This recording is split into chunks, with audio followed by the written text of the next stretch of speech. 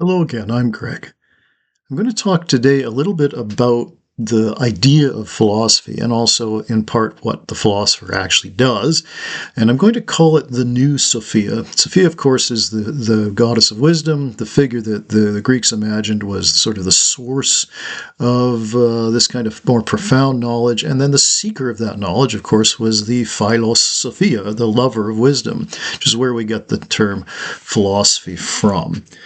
So what about philosophy today and philosophers today, and what do we do, and why do we exist, and are we still relevant, if we ever were relevant? Let's take a look at some of those questions today in the new Sophia, refusing and misusing philosophy. There are a number of ways in which the history of consciousness is demeaned or misplaced. Some of these occur within the bounds of discursive thought itself, thereby taking their slatternly place within that same history, and less important, but still revealing of a wider antipathy, and most often a willing ignorance of thinking, occurring outside of discourse entirely, in popular media or in casual conversation. Philosophy, the love of wisdom, though ancient relative to known history, is yet very recent when compared with the tenure of an evolving human consciousness itself. It is quite likely that due to its own presentation of self, it must be studied formally by literate persons, and its own career, it has been both the privilege and purview of cultured elites, more or less from the beginning. Philosophy can be much more readily dismissed, not only by those deemed outside of its discursive circle, but the more so, those outside of discourse as a whole. And this denotation comes from both the philosopher and from the non-philosopher alike. We are apt to hear from sports broadcasts of face-to-face shills that the philosophy of this coach, or our philosophy in making pizza, is somehow superior to all others. Today, however, there are far fewer excuses to be made, and correspondingly far less rationales available for such, for philosophy to be treated as if it were a permanent residence of cloud cuckoo land, with its acolytes floating somewhere above the world and its more guttural realities. All the more so because the greatest of thinkers lived in that same world, the world of humans and our shared history, and the world which is both the origin and destination of Dasein as a being in the world. There is no record of any figure in the canonical history of Western thought who turned away from that world, eschewing it in search of something other, better, higher, or deeper. Indeed, the insights of these persons, at once human like ourselves and as well persons who pushed themselves to discover their fullest humanity, and for some even humaneness, came from their engagement with said world, and not at all from disengaging from it. It is more than mere picaresque interest to read what can be known of the philosophers' lives, from their encounters with other important figures to their interactions with the polis and with rulers, both positive, Aristotle tutoring Alexander, for example, and negative, Socrates being executed by the state, or yet their daily rounds, Kant providing Königsberg with a consistent timepiece on his way to the tavern. In our own times, these vignettes are generally more gentle, but not always.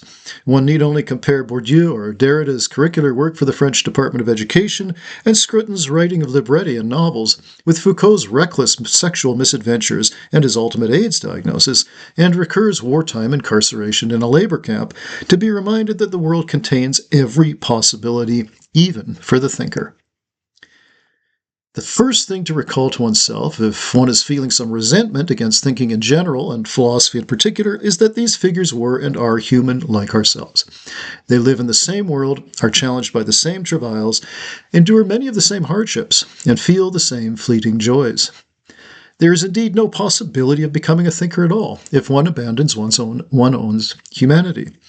The chief difference between the thinker and the one who elects to avoid most of the confrontation between the present and the past, and that between self and other, is that the former makes what is already his own most. The apical leader of the guild, Socrates, in his defense against his coming execution, famously uttered that same guild's motto, "The unexamined life is not worth living." That's sort of philosophy's slogan, if you will. The unexamined life is not worth living.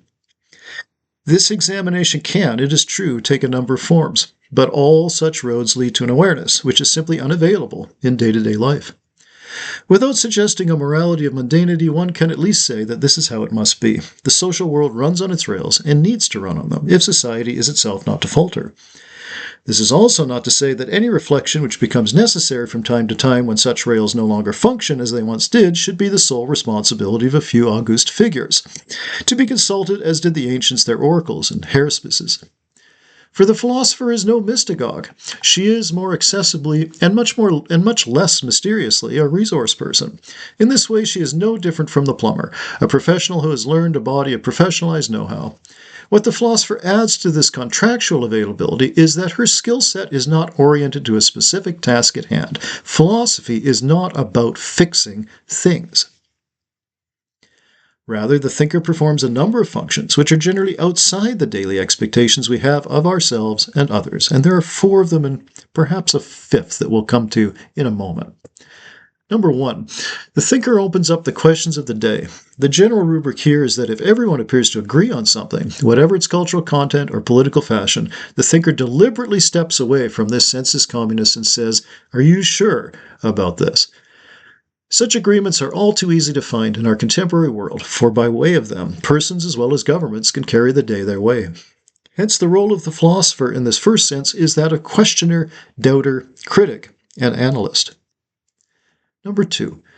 The thinker is as well tasked with querying our shared history, for general agreement upon this and that does not only occur with reference to the living present and the worldviews, which remain extant for those who live in that present. It is for the historian to interrogate the contents of history, but the philosopher must ask, more penetratingly perhaps, what is history itself?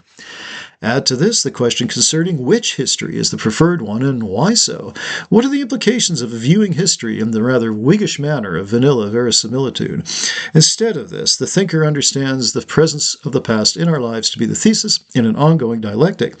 It is what has been and what has been done over against the new and the very concept of the future. So, secondly, the thinker's vocation demands that she live that dialectic in search of a novel synthesis. 3. The philosopher also clarifies what people already know, and seeks to communicate this ideally limpid vision to the world. Gadamer specifically notes this third aspect of what philosophy is supposed to be doing, in view of the many sources of obscurity and obscurantism which reign mostly unchallenged, from the state, media, schools, families, the church, and even what used to be referred to simply as gossip. Today we would say misinformation and yet disinformation, much of it in our own time pervaded through digital media. In order to confront such deliberate obfuscation, the main challenge for the thinker is to not present more of the same. It is often a fair comp to suggest that the philosopher gets carried away by his own insights, to the detriment of being able to be both clear and indeed insightful in a manner almost all could comprehend. Given that obscurity, this is number 4, and the deliberate narrowing of discourse also happens within the history of thought, this 4th task for the philosopher is to be constantly vigilant against the tendency of intellectuals to flaunt their apparently superior historical abilities. What she finds in doing so is that those who have closed off access to the history of consciousness have done so by themselves ignoring or refusing that very history. Academic examples unfortunately abound, from the mathematically inclined thinkers and logicians declaring that anything before Frege is irrelevant, to the third-wave feminists who declare the same thing for male authorship as a whole, to the Marxists for whom Hobbes is the true beginning of thought, or yet the modernist who dismisses anything written before Hume and Vico. If thinking was strictly an ivory tower pursuit, a disconnected discourse would be its result, with its practitioners overly and overtly specialized to the extent of becoming ignorant of thought, both human and historical alike. This is indeed what we see in the majority in the university today, where the students of even their own disciplines are often unaware of that specific discourse's history. Psychology is particularly at fault here, but the other social sciences are close behind in their own self-willing ignorance. The humanities fare somewhat better simply due to their being understood as in themselves historical disciplines and thus more closely related to philosophy. When Paul Ricoeur states that the history of philosophy is itself a philosophical endeavor, this is a testament to, and an acknowledgement of, for one, Dilthey's enduring contribution to thinking, that we must include ourselves in our studies, that the human being is not merely the vehicle for an otherwise transcendent consciousness, but in fact is its home and hearth. We are philosophy embodied. The only thing that separates the human species from its animal cousins is our distinct duo of reason and imagination, the two essential aspects of thought. It matters not a whit how this uniqueness came about, only how it has enabled us to become what we are, and how we utilize this astonishing ability in our own time, with a view to a collective future. In light of this, one might be tempted to add a fifth point to the philosophical star. Could it also be said that the thinker's duty is encapsulated in his reminder that each and all of us must orient ourselves only towards what may come in our shared futurity? It may at first seem a contradiction to be so concerned about history and about coming to know the history of thought, and yet at once state that our entire goal must be about the future. But in fact, the whole function of having a past is to allow us the perspective necessary to walk forward. The past does not welcome us back within it, for this defeats its elemental purpose as resource and as the beginning of wisdom. Philosophy is not about the past, even if necessarily and by definition the vast bulk of its wisdom hails from another time to our own.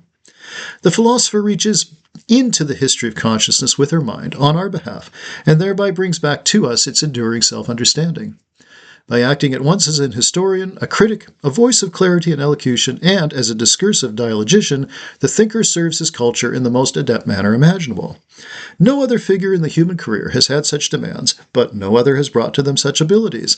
In the end, however, philosophy is not really about philosophers at all, and it is Maurice Merleau-Ponty who has stated its case perhaps most pointedly, quote, "Philosophy is not a body of knowledge. It is the vigilance that does not let us forget the source of all knowledge." Thank you.